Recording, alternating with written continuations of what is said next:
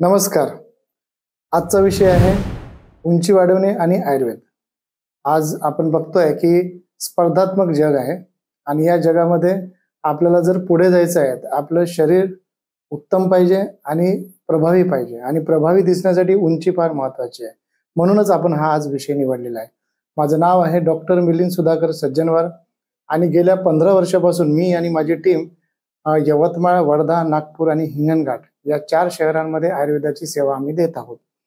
आणि प्रत्येकच वेळेस आपण एक नवीन विषय घेऊन येतो आणि त्याविषयीचं आयुर्वेदाचं मत काय आहे ते आपण आपल्यापर्यंत पोहोचवत असतो. तर उंची वाढवण्याचा विषय आपण आज घेतलेला आहे आणि आयुर्वेदामध्ये त्यामध्ये काय औषधं आलेले आहेत, काय उपचार आलेले आहेत, औषधी काय सांगितलेले आहेत आणि घरच्या घरी काय गोष्टी करता येईल याविषयी आपण चर्चा इथे आज करणार आहोत. ज्या पद्धतीचं आयुष्य आणि स्पर्धा आपण नवीन तरुणांमध्ये बघतोय की प्रत्येक ठिकाणी जिथे स्पर्धा आलेली आहे, जी MPSC UPSC असेल, पोलीस भरती असेल, कुठेही बौद्धिकरित्या तर व्यक्ती तयार सक्षम आहे की नाही ते आपण बघतो, पण शारीरिक दृष्ट्या पण तो बघितला जातो आणि एक विशिष्ट पद्धतीची उंची त्यांना तिथे गरजेची असते. त्यापेक्षाही महत्वाचा विषय म्हणजे मुलींसाठी लग्नासाठी जेव्हा त्यांना बघितलं जातं तर त्यांच्या बायोडेटामध्ये उंची हा विषय असतो आणि त्यानुसार मग त्या मुलीला होकार किंवा नकार द्यायचा की नाही यावरपर्यंत आपण विषय येऊन येतो. तर जेव्हा अशा पद्धतीचे प्रश्न घेऊन मुलं किंवा मुली, वयात आलेले मुलं किंवा लहान मुलं घेऊन आलेले पालक आमच्या दवाखान्यामध्ये येतात, तेव्हा त्यांच्या चेहऱ्यावर एक मोठा प्रश्न असेल की उंची वाढेल का. सर्वसाधारणपणे या प्रश्नाचं उत्तर इतर शाखेतले जे डॉक्टर्स आहेत ते नाही असं म्हणतात. पण एक आनंदाची बातमी अशी आहे की आयुर्वेदामध्ये ज्या पद्धतीचं लहान मुलांसाठी औषधोपचार आलेले आहेत त्यामध्ये उंची वाढवण्यासाठी खूप सुंदर आणि प्रभावी औषधोपचार आलेले आहेत. फक्त आपल्याला आयुर्वेदाविषयीचं ज्ञान नसल्यामुळे किंवा तेवढी जागरूकता नसल्यामुळे आपण ह्या उंची वाढवण्याच्या विषयापासून फार अनभिज्ञ आहोत. तर आज आपण बघणार आहोत की काय काय त्यामध्ये आपल्याला उत्तरं सापडतात. जेव्हा काही पालक आपल्याकडे लहान मुलं घेऊन येतात उंची वाढवण्यासाठी, तर त्यांचा पहिला प्रश्न असतो की उंची वाढेल का आणि कधी वाढेल. तर आपण हे बघूया की उंची वाढण्याचं मेकॅनिझम लहान मुलांमध्ये कसं घडतं. आयुर्वेदामध्ये लहान मुलांना जेव्हा बाल हा शब्द आलेला आहे, तर तो शब्द आलेला आहे साधारण जन्म झाल्यापासून ते वय वर्ष 16 या कालावधीपर्यंत तो जो काही वयाचा जो काही टप्पा आहे त्याला बाल ही संज्ञा प्राप्त झालेली आहे. आणि म्हणूनच जोपर्यंत मुलांमध्ये हॉर्मोनल ग्रोथ हॉर्मोन जोपर्यंत ऍक्टिव्ह आहे तोपर्यंत त्यांची उंची वाढणार आहे. तर साधारण जो उंची वाढण्याचा क्रम आम्ही बघतोय तो वय वर्ष 6 ते 16 या टप्प्यामध्ये मुलांची उंची फार उत्तमरित्या वाढलेली आम्हाला दिसून येते.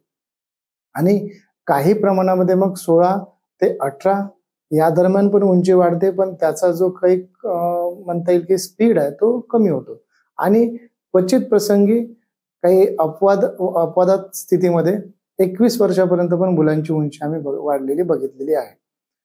मुलींच्या बाबतीत थोडं प्रकरण वेगळं आहे.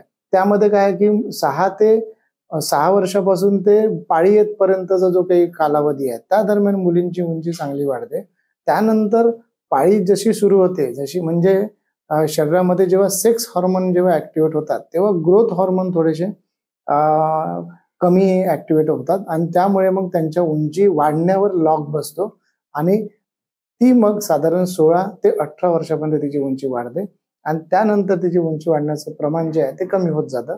म्हणून आपल्याला 20 ते 21 वयापर्यंत मुलींमध्ये उंची वाढलेली दिसते, त्यानंतर वाढलेली दिसत नाही. तरी पण ज्यांचे शरीर कफ प्रकृतीचे आहेत किंवा जे थंड प्रदेशातले मुलं मुली असतील, ज्यांचा जन्म तिथे झाला असेल, तर त्या मुला मुलींमध्ये 25 वयापर्यंत पण उंची व्यायाम किंवा आहार आणि इतर काही उपायांनी होऊ शकते. तर हे झालं प्रकरण वयाच्या पद्धतीने. जे थंड प्रदेशामध्ये राहतात लोक त्यांची पर्याय म्हणजे कंपॅरेटिव्हली उंची आपल्याला जास्त दिसून येते.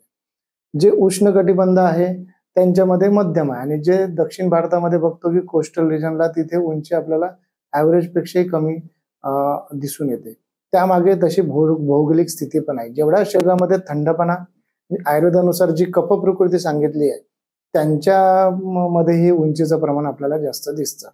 आता आपण हे बघूया की ही जी उंची आहे ती असे काय कारण आहे की उंची काही लोकांमध्ये जास्त आहे आणि काही लोकांमध्ये कमी असते. तर सगळ्यात महत्वाचं कारण आधुनिक शास्त्र आणि आयुर्वेद पण मानतो तो म्हणजे अनुवंशिकता. ज्या पद्धतीच्या आई वडिलांची उंची आणि आजी आजोबांची उंची असेल त्या पद्धतीची उंची तुम्हाला प्राप्त झालेली असते. आणि त्यामध्ये आपल्याला बरेचदा असा प्रश्न येतो की मग अनुवंशिकतेचं कारण असेल तर उंची वाढेल का? तर त्याचं उत्तर हो असं आहे. कारण अनुवंशिकता जी काही गुणसूत्रामध्ये येते किंवा तुमच्या जीन्समध्ये येते तर ते त्याच्यामध्ये जे काही व्हेरिएशन आणि म्युटेशन येत आहे ते पण एन्व्हायरमेंटल काही कारण आहेत, काही इमोशनल कारण आहेत, काही आपल्या खाण्यापिण्याच्या वर्षानुवर्षे होणाऱ्या ज्या सवयी आहेत त्याचाच परिणाम तुमच्या त्या गुणसूत्रांवर येणार आहे. जर असं असेल तर आपण जर काही विशिष्ट नियम पाळले आहे किंवा आपण काही इतर घटकांचा जर विचार केला असेल तर नक्कीच आपल्या त्या अनुवंशिकतेवर काम होऊ शकतं. आणि हे आयुर्वेदामध्ये संस्कार या प्रकरणामध्ये आलेलं आहे. काश्यप संहिता नावाचा एक ग्रंथ लिहिलेला आहे काश्यप ऋषीने आणि तो विशेषतः लहान मुलांचे आजार आणि त्याविषयीच्या घेण्यात येणारं जे संगोपन आहे त्याला तो डेडिकेट केलेला आहे. आणि त्या ग्रंथामध्ये जेव्हा आम्ही बघतो तेव्हा स्वर्णपाषाण संस्कार 16 प्रकारचे लहान मुलावर होणारे जे काही संस्कार आहे ज्यामध्ये जन्म संस्कार असेल किंवा गर्भाधान संस्कार असेल किंवा उष्टावण संस्कार आहे, कर्णवेदन संस्कार आहे, त्यातलंच एक म्हणजे सीमंत जसं आपण मुंज हा जो संस्कार सांगितला तर तो पण त्यामध्ये वर्णन केलेला आहे. आणि या सगळ्या संस्काराचा परिणाम म्हणून त्या लहान मुलांच्या शारीरिक, मानसिक, बौद्धिक वाढीवर होणार आहे. आणि अशा पद्धतीचे संस्कार जर उत्तरोत्तर होत गेले तर त्याची हार्मोनल अवस्था चांगली राहील, शरीराचं पोषण एकीकडे चांगलं होणार आहे आणि त्याचा एकंदरीत सर्वांगीण विकास त्याच्यामध्ये दिसून येणार आहे. आणि अशी जर लहान मुलांची पिढी तयार झाली तर कुटुंब सक्षम होईल, पर्यायाने समाज आणि नंतर देशाची जी काही व्यवस्था आहे ती शक्तिशाली आणि सामर्थ्यवान होणार यामध्ये शंका नाहीये. तर ह्या पद्धतीने आपण ह्या सगळ्या गोष्टींकडे बघायला पाहिजे. तर आता उंची वाढण्याविषयीचं जे काही प्रकरण आहे किंवा ज्यामध्ये आपण उत्तर शोधतो तर कुठल्या पद्धतीचे औषध आपण यामध्ये वापरतो. तर सगळ्यात पहिले बाळाची जी उंची जन्म झाल्यानंतर असते ती साधारण 80 ते 90 सेंटीमीटर असते. आणि हे 90 सेंटीमीटर असलेलं बाळ जेव्हा आईचं दूध पितं तेव्हा चांगलं गुटगुटीत होतं, अंगात ताकद येते आणि हाडांची घनता वाढते. आणि मग नंतर उत्तरोत्तर जसं त्याला दात यायला लागले तशी त्याची पचन शक्ती आहे ती सुदृढ व्हायला लागली आणि त्या आहाराच्या सामर्थ्यामुळे मग तो पुढे त्याचं शरीर वाढतं आणि त्याचं वजन वाढतं आणि उंची पण वाढते. तर आता इथे महत्वाची अशी गोष्ट आहे की जर आईचं दूध हे त्याचं प्राथमिक औषध आहे तर त्याचं पर्यायी नंतर जेव्हा त्याला दात आले त्यानंतर गाईचं दूध किंवा बकरीचं दूध त्याला द्यायला गेलं. ज्या पद्धतीने तो बकरीचं दूध किंवा गाईचं दूध प्रमाणामध्ये घेईल त्याचा परिणाम त्याच्या उंचीवर येणार आहे हे नक्की आहे. आता ज्या मुला किंवा मुलींना उंची वाढवण्याची गरज असेल आणि तर त्यांनी साधारण हा जो सध्याचा पिरियड आहे शरद ऋतूमध्ये काय होतं की आयुर्वेदानुसार शरीरामध्ये पित्त आणि वात याचं प्रमाण जास्त असतं आणि हे तुमच्या शरीराला एजिंग करतं, म्हणजे ज्याला वय वाढणं असं म्हणतं, पोक्त बनवतं, मॅच्युअर्ड बनवतं. तर अशा वेळेस जर आपण आयुर्वेदिक औषधे घेतले आणि आपल्या शरीरामधलं वात पित्ताचं शमन जर केलं आणि कफाचं सामर्थ्य वाढवलं तर उंची ही नक्की वाढणार आहे. मग हे कफाचं प्राबल्य जे आहे किंवा सामर्थ्य आहे कसं वाढवायचं तर त्यासाठी उत्तम औषध जसं मी आधी बोललो की गाईचं दूध हे उत्तमोत्तम आणि उत्तरोत्तर पद्धतीने घ्यायचं आहे. कसं घ्यायचं तर सकाळी उठल्यानंतर गाईचं दूध हे सुंठ आणि थोडी हळद टाकून प्यायचं आहे, उभं राहून प्यायचं आहे. आणि त्यासोबत काही आयुर्वेदिक औषध आहे ते घ्यायचे. कुठले औषध घ्यायचे ते मी पुढे तुम्हाला सांगणार आहे. तर अशा पद्धतीने जर गाईचं दूध जर तुम्ही घेतलं तर त्यांनी आमाशय म्हणजे जो स्टमकचा पार्ट आहे त्याच्यामध्ये प्राकृत कफ निर्माण होणार आहे आणि तोच प्राकृत कफ मग नंतर पुढे लहान आतड्यामध्ये आणि मोठ्या आतड्यामध्ये जर गेला तर त्याच्यातून पित्त आणि वात शांत होणार आहे. याचसोबत दुसरी गोष्ट म्हणजे बऱ्याच जणांना माहित असेल की अळीव नावाचं एक धान्य असतं, लाल कलरचं छोट्या बियांचं असं एक धान्य असतं जे आयुर्वेदामध्ये चतुर्बीज म्हणून एक वर्णन आलं. त्यातलं एक बी म्हणजे अळीव नावाचं धान्य आहे आणि हे जे धान्य आहे त्याला संस्कृतमध्ये चंद्रशूर नाव आलेलं आहे. आणि अशा पद्धतीचं धान्य जर आपण मूठभर धान्य आपल्या गाईच्या दुधामध्ये जर टाकून जर डायरेक्ट गिळलं, कारण की ते कसं असतं, पाण्यात टाकलं म्हणजे पाण्यात किंवा दुधात टाकलं तर लगेच त्याचा लगदा तयार होतो आणि ते गिळायला त्रास होतो त्याच्यामुळे, किंवा दातात ते अडकतं. तर अशा वेळेस मग काय करायचं, ते जे अळीव आहे ते दुधात टाकून डायरेक्ट सकाळी उपाशीपोटी गिळायचं आहे. त्याच्यामुळे जे पोटात जातं तर त्यांनी एक चिकटा तयार होतो आणि मग तो त्यांनी प्राकृत कफ तयार होऊन तो पक्वाशयापर्यंत म्हणजे मोठ्या आतड्यापर्यंत जातं. आयुर्वेदानुसार उंची वाढण्याचं जे काही कारण आहे ते आहे जिथे हाडं तयार होतात, ज्याला आम्ही अस्थिधरा कला म्हणतो, आणि तिथेच मोठ्या आतड्याचा जो उंडुकाचा भाग आहे त्या ठिकाणी याची जागा असते. आणि तिथपर्यंत जर हे औषध जर गेलं तर तिथे वाताचं शमन होतं.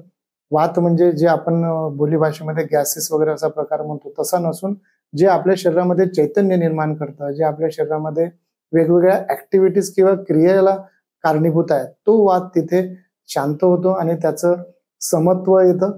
आणि त्याच्यानंतर मग ह्या कफाचं प्राबल्य जर हाडांमध्ये गेलं आणि आपल्या शरीरामध्ये कॅल्शियम आणि व्हिटॅमिन जर वाढायला लागले तर त्याचा परिणाम आपल्या उंचीवर येणार आहे. आणि हे सतत आपल्याला 1 महिना करायचं आहे. 1 महिना केल्यानंतर हे सगळं करायच्या आधी आपली उंची आणि वजन व्यवस्थित पद्धतीने मोजून घ्यायची. ती मोजण्याची पण एक विधी आहे. त्या पद्धतीने जर मोजलं तर उंची मोजण्यामध्ये जे इरर येतात ते येणार नाही. आणि मग ह्या सगळ्या गोष्टी सुरू करायच्या. गाईचं दूध साधारण जर 8 वर्षाच्या पुढे असेल तर त्यांनी अर्धा लिटर पासून पिणं सुरू करायचं. समजा एक ग्लास जो असतो तो साधारण 200 ml चा असतो, तर सकाळी 1 ग्लास दूध प्यायचं आणि दुपारी किंवा संध्याकाळी 1 ग्लास दूध प्यायचं आणि रात्री प्यायचं. अशा पद्धतीने जर दूध घेतलं तर आणि ते दुधाचं प्रमाण हळूहळू वाढवायचं. तर साधारण 1 लिटर पर्यंत ते दुधाचं प्रमाण जर वाढलं, आणि एवढं दूध का बरं प्यायचं आहे, तर या दुधामुळे आपल्या शरीराला सगळे पोषण मिळणार आहे आणि आपल्या शरीरातला जो प्राकृत कफ आहे जो उंची वाढवण्यासाठी महत्वाचा आहे तो तिथे वाढणार आहे. आणि यासोबत जर अळीव जे धान्य मी आता सांगितलेलं आहे याची जोड जर त्याला मिळाली तो सोने पे सुहागा. त्यामुळे अशा पद्धतीचं जर सेवन रोज झालेलं आहे, कारण पूर्वीच्या काळी बाळंतीण स्त्रियांना पण अळीवाचे लाडू किंवा अशा पद्धतीचं मिश्रण त्यांना द्यायचं, कारण ते हाडांचं पोषणासाठी ते उत्तम असायचं. म्हणून जर ज्यांना उंची वाढवायची आहे त्यांनी लगेच किराणा दुकानमध्ये अळीव नावाचं धान्य आणायचं, साफ करायचं आणि 1 किलो जर आपण धान्य आणलं तर साधारण त्याचे 30 समान भाग करायचे आणि रोज 1 भाग मग दुधामध्ये टाकून सकाळी उपाशीपोटी घेण्यात यायला पाहिजे. अळीव खाल्ल्यानंतर जेव्हा ते जसेच्या तसे संडासवाटे बाहेर पडायला लागले तेव्हा समजायचं की आपल्या उंचीवर त्याचं काम उत्तम पद्धतीने होत आहे. तर हे सगळं झालं दुधाबद्दल आणि अळीवाबद्दल.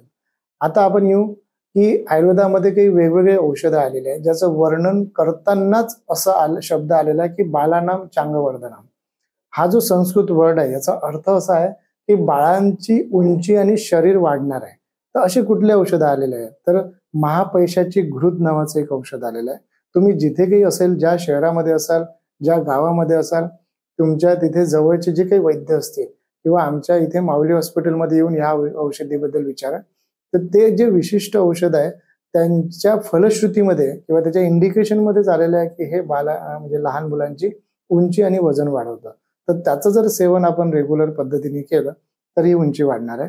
त्याच्यासोबत प्रवाह पंचामृत असेल, ब्राह्म रसायन असेल, च्यवनप्राश असेल, इंद्र रसायन असेल, नारसिंह रसायन असेल. नारसिंह रसायन तर ज्या मुलींना लवकर पाळी येते किंवा ज्यांचे केस पिकतात किंवा केस गळतात किंवा डोळ्यांच्या भोवती काही डार्क सर्कल किंवा सुरकुत्या येतात, अशा मुलींसाठी पण ते नारसिंह रसायन उत्तम काम करतं. तर हे जे रसायन नावाचं जे काही प्रकरण आहे, ज्याची बऱ्याच लोकांना रसायन म्हटल्यानंतर केमिस्ट्री किंवा केमिकल असा शब्द येत असेल, पण आयुर्वेदात रसायनाची व्याख्या पूर्ण वेगळी आहे. रसायन म्हणजे रसापासून ते शुक्रापर्यंत जे 7 धातू आहे, रस, रक्त, मांस, मेद, अस्थि, मज्जा, शुक्र, या 7ही धातूंचं पोषण जे औषधं करतात आणि आपल्या शरीरामध्ये एक नवीन तेज किंवा ओज निर्माण करतात, अशा औषधांना रसायन औषधी म्हणतात. तर असे जर आपण लहान मुलांना औषधं त्यांच्या वाढीच्या दरम्यान जर दिले, तर आजकाल काय आहे की ज्या पद्धतीचं आपण टीव्ही मध्ये जाहिराती बघतो आणि त्यामध्ये वेगवेगळ्या पद्धतीचे मल्टीव्हिटॅमिन, हॉर्लिक्स, कॉम्प्लॅन ह्यासारख्या औषधांचा किंवा पदार्थांचा मारा होतो आणि आपल्याला वाटतं की म्हणजे ज्यांना याबद्दलचं ज्ञान नाही त्यांना तेच औषध वाटायला लागतं आणि ते मुलांना देतात. काही मुलांना त्याचा फायदा होतही असेल, पण त्याच्यामुळे बरेचदा ते मुलांना पचत नाही आणि आतड्यामध्ये एक वेगळ्या पद्धतीचा चिकटा तयार राहतो आणि त्याच्यामुळे मग जंत होणे किंवा मुलांचं पोषण न होणे हा प्रकार आम्हाला दिसून येतो. अजून एक महत्वाचं औषध आहे की नारायणी कल्प किंवा शतावरी कल्प नावाचं जे औषध आहे ते पण मुलींसाठी फार उत्तम गुण देतं. मुलींमध्ये जे काही वयात येताना जे काही हार्मोनल इम्बॅलन्स आहे किंवा हार्मोन वाढल्यामुळे किंवा उष्णता वाढल्यामुळे जे चेहऱ्यावर जे काही पिंपल येतात ते पण यामुळे कमी होणार आहे आणि शरीर शक्ती जी कमी होते, थकवा असतो लहान मुलांना बरेचदा किंवा शाळेत जाणाऱ्या किंवा कॉलेजमध्ये जाणाऱ्या ज्या मुली असतात त्यांना एक टिपिकल पद्धतीचा थकवा असतो. त्या कॉलेजमधून आल्या की थकून जातात, काहीच करू शकत नाही. तर अशा मुलींसाठी पण शतावरी कल्प किंवा नारायणी कल्प जर दिला आणि रोगयुक्त ताप्यादी लोह नावाचं एक औषध आहे जे उत्तम रक्तवाढीचं औषध आहे, ते जर समजा या मुलींना जर वैद्यांच्या सल्ल्याने जर दिलं तर मला असं वाटतं की ते तुमच्या ओव्हरऑल त्यांच्या शरीरासाठी, आरोग्यासाठी आणि परिणामी उंचीसाठी फायदा घडणार आहे. आता बराचदा आम्हाला प्रश्न पेशंटकडून येतो की पंचकर्म काय करता येईल. तर हे झालं औषधासोबत जर पंचकर्माची जोड मिळाली तर जसं मी आधी सांगितलं की मोठं आतडं ज्याला आयुर्वेदामध्ये पक्वाशय म्हणतं, तिथे पुरुष दराकला म्हणजे जिथे विष्ठा तयार होते, अन्न खाल्ल्यानंतर जी 6 तासांनी 8 तासांनी विष्ठा तयार होते त्याच्याच उंडुकाच्या ठिकाणी हाडं तयार होण्याची प्रयोजना तिथे केलेली आहे. तर तिथलं जर समजा पोषण झालं तर हाडांचं पोषण तिथे चांगलं होऊ शकते आणि म्हणून कडू रसाचे जे दुधामध्ये शिजवलेले जे बस्ती आहे ज्याला आम्ही तिक्त क्षीर बस्ती म्हणतो, ते जर महापैशाची घृतासोबत मिक्स करून दिले साधारण 3 आठवडे तर मुलांमध्ये अप्रतिम फायदा झालेला आम्ही बघितलेला आहे. आता 15 वर्ष आधी जी मुलं माझ्याकडे यायची आणि ज्यांना आम्ही उंची वाढवण्यासाठी औषधं देत होतो, तर ते औषध दिल्यानंतर जेव्हा आता ते जेव्हा 10 वर्षांनी किंवा 15 वर्षांनी जेव्हा मोठे झालेले किंवा त्यांचे लग्न झालेले आहे असे मुलं आम्ही बघतो, तर त्यांची उंची त्यांच्या फॅमिलीमध्ये सर्वात चांगली वाढलेली आहे आणि वयात आलेले आहेत असं आम्हाला दिसून येतं. एवढा त्याचा सुंदर परिणाम उंची वाढवण्याचा औषधीचा येतो जर आपण सर्वंकष पद्धतीने याचा विचार केला तर. परिचय, माझं नाव वैष्णव खुशाल सावरकर. मी आता 19 वर्षाचा आहे. मी काही वर्षापूर्वी म्हणजे इथून 2018 किंवा 19 या वर्षापर्यंत मी सरांचं औषध घेतलं होतं. म्हणजे सरांचं नाव डॉक्टर मिलिंद सज्जनवार. यांच्याकडे मी उंची वाढवण्यासाठी औषध घेतलं होतं. उंची वाढवण्यासाठी माझी हाईट खूप कमी होती आणि माझ्या आईने मला सरांकडे आणलं आणि प्रॉब्लेम सांगितला की याची हाईट खूप कमी आहे, कमी वयामध्ये याची हाईट खूप कमी आहे, घरी सर्वांचीच पेक्षा हाईट कमी आहे. तर सरांनी मला सर्व चेक केलं, नाडी वगैरे बघितली माझी, सर्व माझं चेकअप केलं सरांनी. त्याच्यानंतर मला सरांनी औषध उपचार दिला. त्याच्यानंतर सर्व औषध उपचार आणि आहार, दूध आणि व्यायाम हे मी सर्व रूल फॉलो केले. त्याच्यानंतर सर्व मी रूल फॉलो केले आणि मी हा कोर्स 6 महिने केला. 6 महिन्यानंतर मला जो काही रिझल्ट भेटला तो खरंच ॲप्रिशिएट करण्यासारखा होता. आता आज 2024 मध्ये माझी जी रिअल कंडिशन आहे, तर मी सर्वांपेक्षा फॅमिली म्हणून हायटेड आहे. तर मी हे एवढंच बोलून माझे 2 शब्द संपवते आणि सर्वांनी आयुर्वेदाकडे लक्ष द्या हीच माझी विनंती आहे. धन्यवाद. म्हणजे नुसतं एक औषध न घेता दूध पिणे, अळीव घेणे, ज्या पद्धतीचं मी आता बस्ती सांगितलंय ते बस्ती घेणे आणि आपला आहार असा ठेवणे. आता मी काही अजून वेगळे औषधं सांगतो जे तुम्ही घरच्या पद्धतीने घरच्या घरी पण घेऊ शकता. जसं जे नारळाचं जे दूध आहे, खोबऱ्याचं दूध, ते जर 2-2 चम्मच किंवा 4-4 चम्मच वयानुसार जर सकाळी उपाशीपोटी जर घेतलं तर त्याने पण उंची फार वाढणार आहे. दुर्वाचा जर रस काढून जर 1-1 चम्मच जर रोज सकाळी उपाशीपोटी घेतला तर तो पण उंची वाढवण्यासाठी फार फायदेशीर ठरणार आहे. जे काही नारळाच्या झाडाचे पानं आहे ते पानाचा रस काढून घेणे किंवा त्या पानं आणून त्याला जाळणे आणि त्याची राख तयार करणे. ती तयार झालेली जी राख जर गाळून जर घेतली तर राख म्हणजे त्याला तिथपर्यंत जाळायचं जोपर्यंत त्याचा धूर येणं थांबत नाही. जेव्हा त्याचा पूर्णपणे धूर येणं थांबलं तेव्हा समजायचं की त्याची पूर्ण राख तयार झालेली आहे. ती राख जर पाव चम्मच शहदासोबत जर घेतली तर उंचीमध्ये उत्तम गुण आलेला आम्ही आतापर्यंत या 15 वर्षात बघितलेलं आहे. तर हे एक 2 औषध आहे जे मी तुम्हाला सांगितले, घरच्या घरी तुम्ही करू शकता. आता महत्वाचा विषय आहे की यासोबत आपल्याला व्यायाम काय करायचा आहे. तर सर्वसाधारण असं बघितलंय की जापान सारखा जो देश आहे त्यांनी फक्त व्यायामाने म्हणजे एक्सरसाइजनी त्यांच्या ओव्हरऑल ॲव्हरेज जी हाईट आहे ती 1.5 ते 3 इंचापर्यंत वाढवलेली आहे. मग आपल्या देशामध्ये आयुर्वेदासारखं एवढं मोठं शास्त्र आहे तर आपण त्याचा फायदा का बरं नाही घ्यायचा. तर आयुर्वेदात सांगितलेलं आता यातल्या जे काही मी गोष्टी सांगितल्या त्या फॉलो केल्या आणि आहारामध्ये जर बदल केले तर मला असं वाटते उत्तम गुण येऊ शकतो. तर कुठला व्यायाम आपल्याला करायचा आहे. तर त्यामध्ये सगळ्यात महत्वाचं आहे की जेव्हा आकाश विवर्धी येते असं 2 हाडांच्या मध्ये जर स्पेस जी आहे त्याला आम्ही आकाश म्हणतो आणि आकाश विवर्धते म्हणजे आकाश भूत महाभूत जे असेल तर त्याच्यामुळे तिथे स्पेस निर्माण होणार आणि जर स्पेस असेल तर तिथे उंची वाढायला काहीतरी स्कोप आहे. साधारण बरेच जणांना प्रश्न पडतो, आमच्याकडे येतात, प्रश्न विचारतात की आमची उंची वाढेल का, आमचं वय आता 21 आहे किंवा 24 आहे 23 आहे.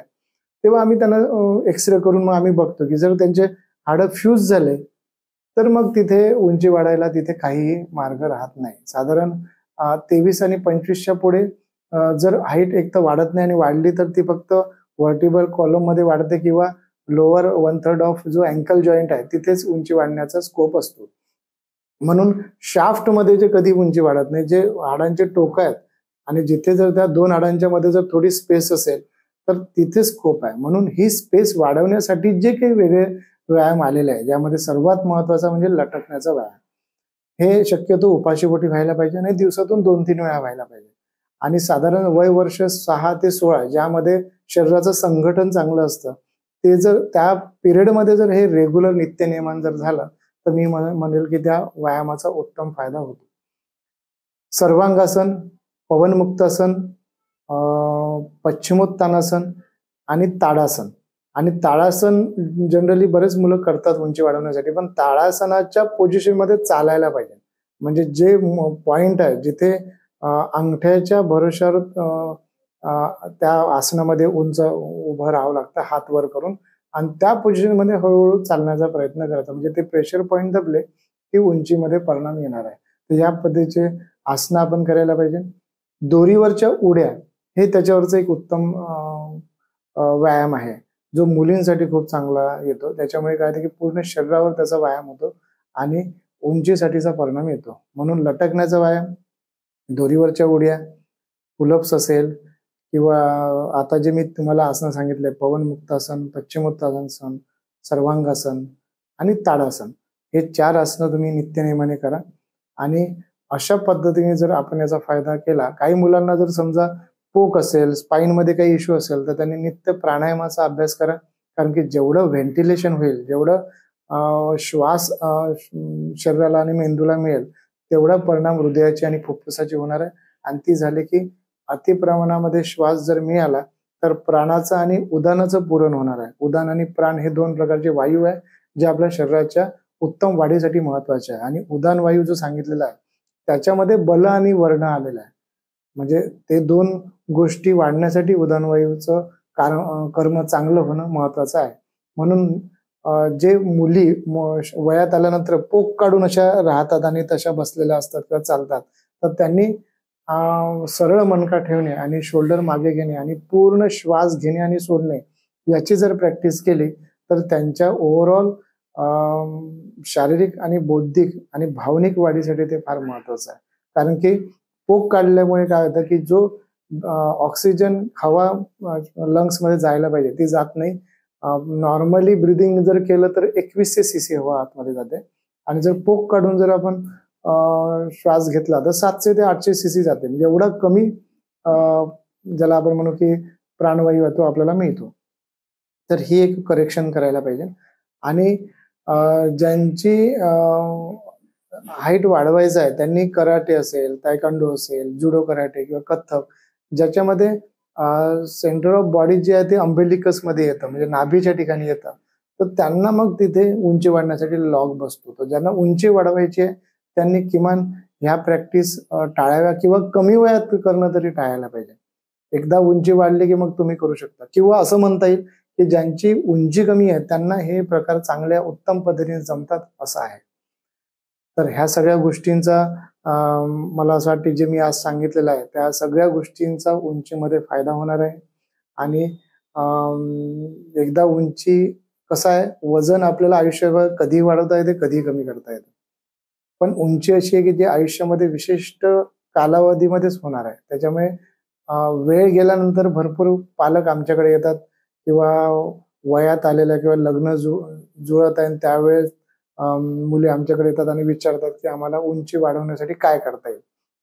आणि बरेचदा आम्हाला काही प्रयत्न करून उंची वाढवता पण येते, पण काही केसेसमध्ये होत नाही कारण की वेळ गेलेली असते.